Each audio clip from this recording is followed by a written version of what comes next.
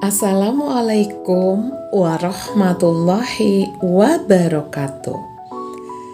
Teman-teman kuliner Guru Riani, pagi ini saya akan menceritakan tentang lauk nasi yang praktis ya.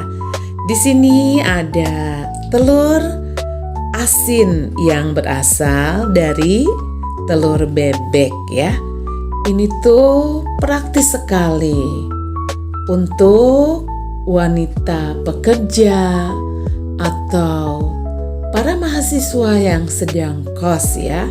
Ini praktis, tinggal dibelah dua, dikupas ya, dimakan dengan nasi panas atau dengan nasi kuning, nasi uduk, dengan sayur sop, dengan tumisan sayuran lainnya. Ini tuh mantap. Di meja saya ada telur bebek asin ya. Telur bebek asin atau telur asin yang berasal dari PT Aneka Pangan Olahan dari Bekasi. Ini mereknya Gado. Ini tuh mantap dan enak sekali ya. Asinnya, perpaduannya tuh seperti ada keluar minyak. Itu tuh menurut saya telur asin yang enak untuk dimakan ya. Ini harganya kisaran 11 sampai 12 ribu. Memang agak mahal ya dibandingkan dengan telur asin yang biasa dijual, hanya seharga dari pengecernya 3.500. Kalau di warung-warung atau di supermarket harganya 5.001 ya.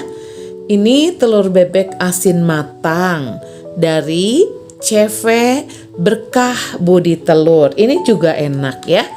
Nah, teman-teman, yang harus diwaspadai, kadang-kadang tuh ada kecurangan dalam penjualan telur asin. Jadi seperti telur bebek padahal bukan ya. Ketika dibuka itu seperti telur rebus biasa. Itu ada kecurangan. Mohon maaf, itu biasanya di pedagang yang pagi hari di pasar tradisional, tapi tidak semua pasar tradisional demikian ya. Ada oknum-oknum pedagang-pedagang yang curang. Teman-teman kuliner Guru Riani, telur asin ini bisa dimasak atau diolah ya. Dibuat nasi goreng telur asin, di balado ya, tapi garamnya sedikit aja karena dari telurnya sudah asin.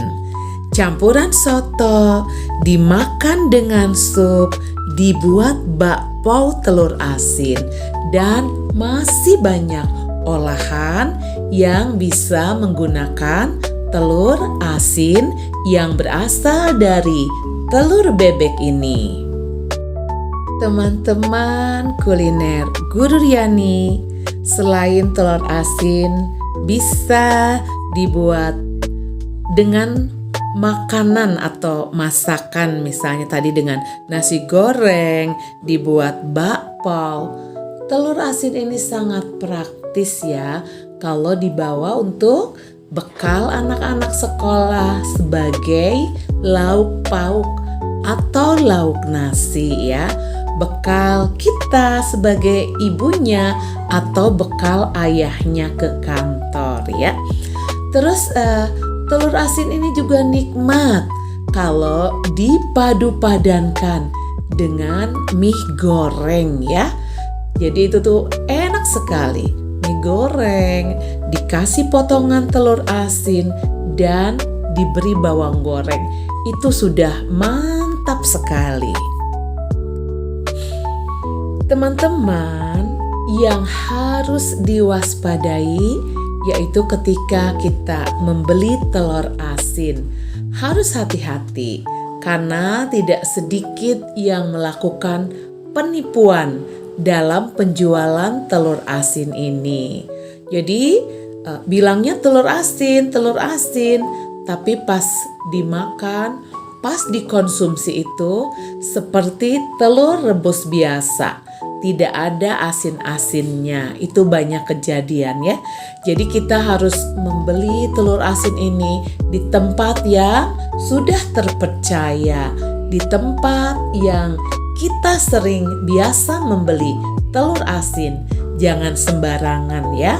Karena kalau sudah ditipu pembelian atau membeli telur asin ternyata bukan telur asin, rasanya tuh kecewa gitu, gondok sekali ya. Saya pernah mengalami itu.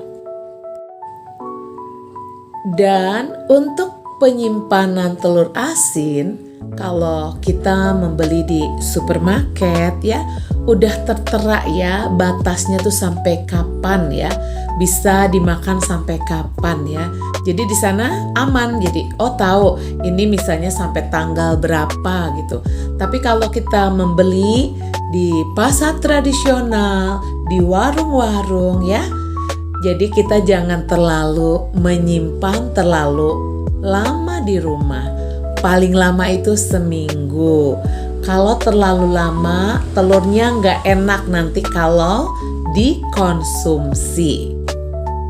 Teman-teman kuliner Guru Riani, cukup sekian dulu cerita atau kisah kuliner Guru Riani pagi ini. Jangan lupa subscribe, like, dan share agar teman-teman tidak ketinggalan cerita atau kisah kuliner Guru Riani selanjutnya. Wassalamualaikum warahmatullahi wabarakatuh.